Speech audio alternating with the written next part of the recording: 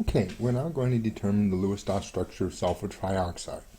Sulfur trioxide is a molecule with one sulfur and three oxygens. The first step is to determine the structural connectivity. The first atom is typically the central atom unless it is hydrogen. If there's more than three types of atoms like HCN or HNC, they go in the order written.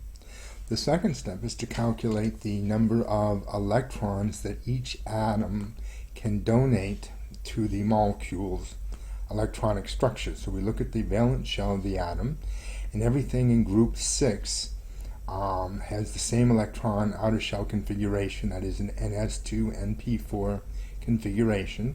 So each of these atoms can donate 6 electrons, so we have 6 from the sulfur and 6 from each of the 3 oxygens, giving us a total of 24 electrons.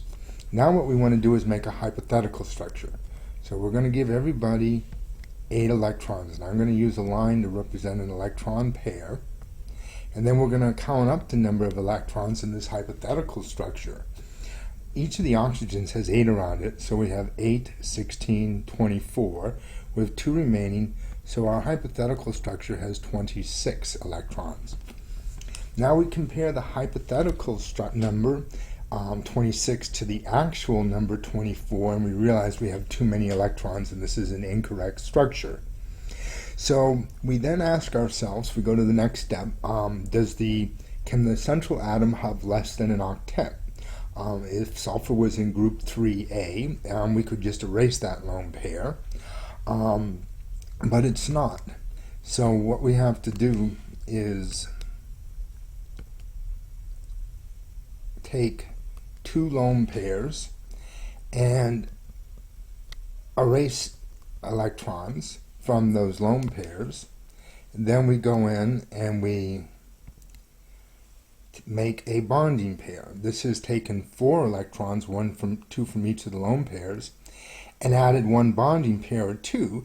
This new structure has 24 electrons. But there's a problem. We could have chosen which oxygen. We could have taken the lone pair from this oxygen, or we could have taken the lone pair from this oxygen.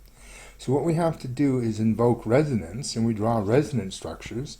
And now I'll put an S with an O, an O, an O, and a sulfur with an O, and an O, and an O. And in this structure here, we will have taken the one of the lone pairs from here. So we're going to put a double bond here, leaving 2 pairs. In this structure here, we're going to take the lone pair from here. So we'll put a double bond here. And then we have to fill in these here. And actually, none of these are correct. A double bond would have a shorter bond length than a single bond. And this is a shortcoming of the Lewis dot structure, in the sense that the Lewis dot, one of the postulates is that a bond is between 2 atoms. And here we actually have a pi bond that is delocalized across 4 nuclei.